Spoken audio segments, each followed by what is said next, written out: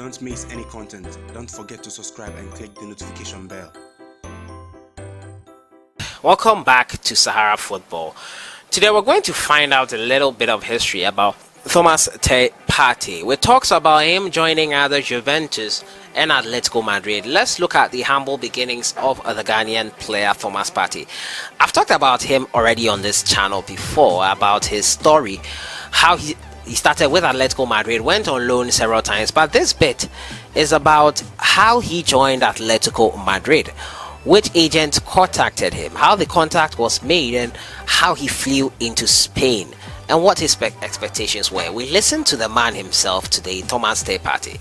Also, we're going to listen to a very interesting topic, and that is about baby Jet ASAMOAH when he joined Sunderland. Apparently, Darren was the main man at that time. He felt that the signing of ASAMOAH was something he did not expect. That made him quite upset at the time.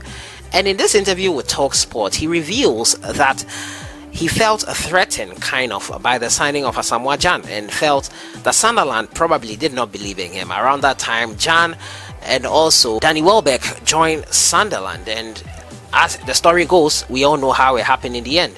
ASAMOAH ended up leaving Sunderland, but Darren says around that time he was quite threatened by that move, and we'll have a listen to him as well as to why he was threatened. So as usual, if you're new to the channel, subscribe, click on the notification bell, smash that like button, and let me know your thoughts on everything I discuss in the comments box. So I'll just jump right into it. And we all know in recent times, Ghanaian player Thomas Partey has become a subject of transfer rumors, transfer talk and all that. Now Thomas Partey, in recent times, since those transfer rumors have come up, has been someone who obviously revealed that he has come from humble beginnings.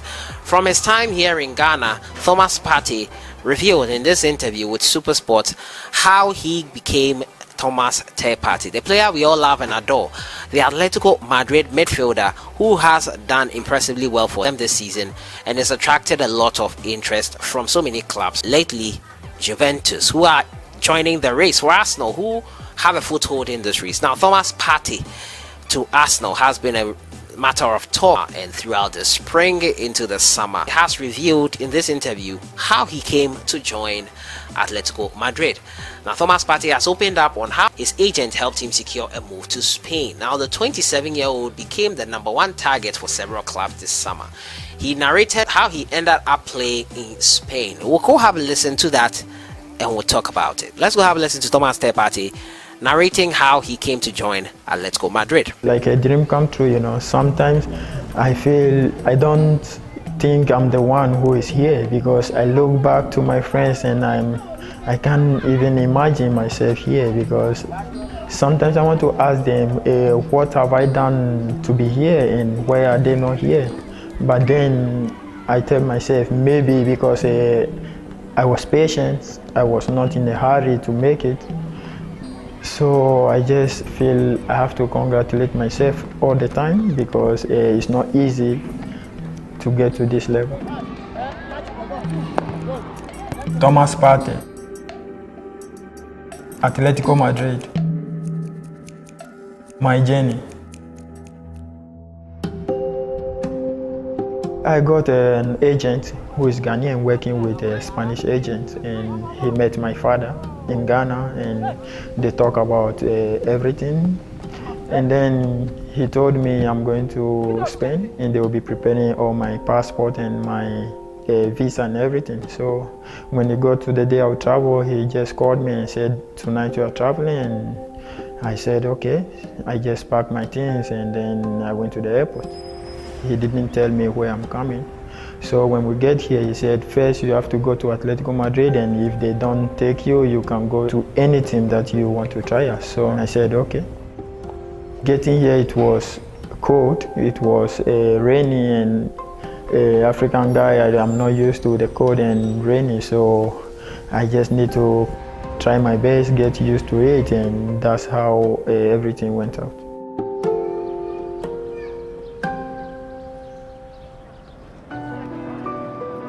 I remember my first game when I was playing.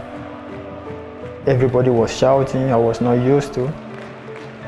So from there, I said to myself, I have to continue playing this way to be able to attract more, because I hear other players like Fernando Torres, Gabi, and Koke, they are singing their name. And then I said, I hope one day they will be able to sing my name.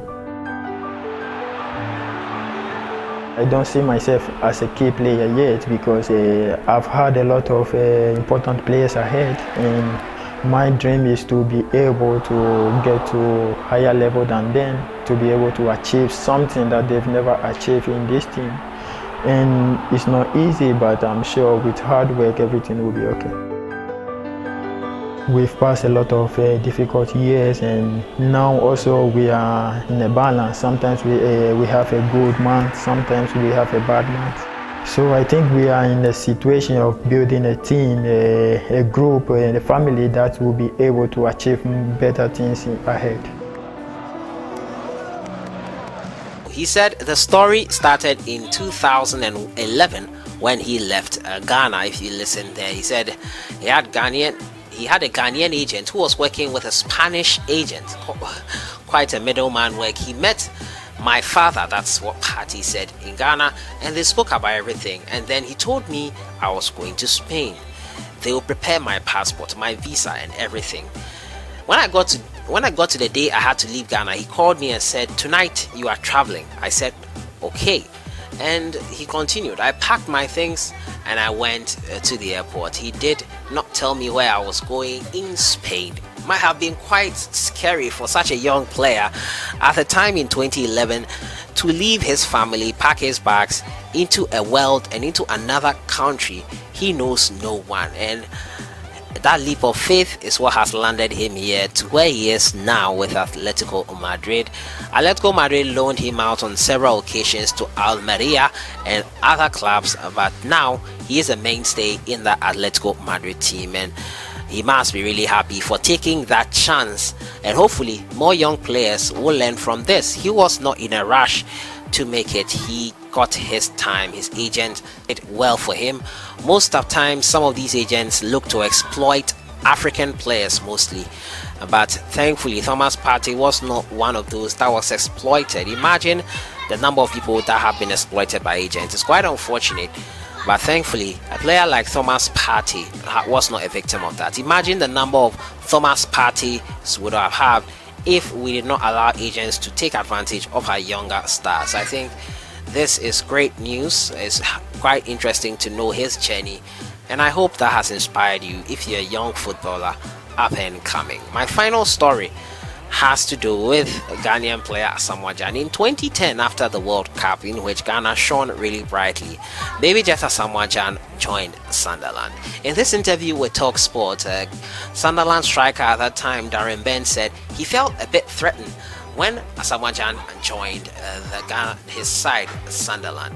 Now, the former English striker Darren has declared that he was worried and upset when the team signed Ghana striker ASAMOAH.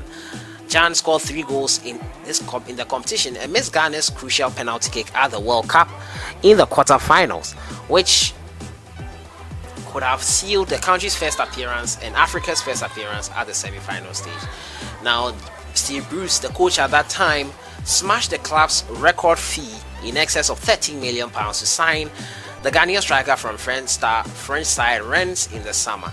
Bent had enjoyed a good debut season with Sunderland, scoring 25 goals in all competitions, but returned to pre-season with the arrival of Jan and Welbeck from Manchester United. According to him, hearing reports about ASAMOAH joining the team in the summer was odd. Let's go have a listen to what exactly he said in that interview with TalkSport. Being at Sunderland, scoring 25 goals, then the following season they bring in ASAMOAH, and it just kind of unsettled me a little bit, because I'm like, well, things are going really well here, I'm doing really well, so why do you feel the need to sign someone else who's obviously arguably in that World Cup was one of the best players? He was brilliant for Ghana, and it kind of upset me a little bit. So I think in that situation there, I think you need to just leave it as it is, let that play out, and if you are going to bring in other players in other areas, just maybe like squad type players where if you do get an injury, then they can come straight in. Very quickly, what did it do to your form? No, I still scored goals, but it was just at the back of my mind, like he was then, Danny Welbeck was coming through. Danny Welbeck done really well as well, but it was just like, okay, so I'm doing really well, things are going well, like, you know what I mean, I'm focused, and then this guy comes in, at some stage he's got to play.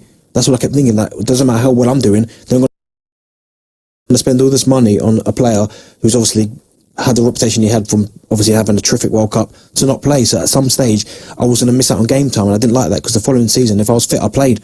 And obviously, it was arguably, well, no, it was my best season for goals. So when they brought him in, it's like, well, okay, what's going to happen now? So my minutes, are they going to get reduced? And to be fair, it did. In that interview, he wasn't expecting ASAMOAH to join them. He was quite surprised. You can't help but think, what's going on here? He told Talk Sports.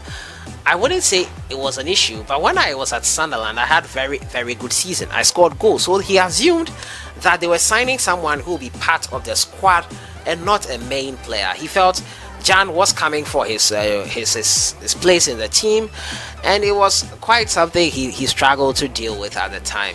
Jan and Danny Welbeck, that is. You start looking in training and thinking about what he is good at. What can he do? What can he do so well? Ultimately, in the position I play, it's just about scoring more goals than them. That's the way I thought about it. Jan left Sunderland in September 2011, just after a season, to join UAE Al Ain. So Darren Bent there narrating how he felt by ASAMOAH joining Sunderland in that summer of 2010. Quite interesting. I never knew this. It was interesting getting this insight from Darren Bent on how he felt about Baby Jet ASAMOAH joining and contesting for his place in the team with him. Let me know what you think in the comments box. I've been talking to you about Thomas Partey and his humble beginnings. What do you think about that?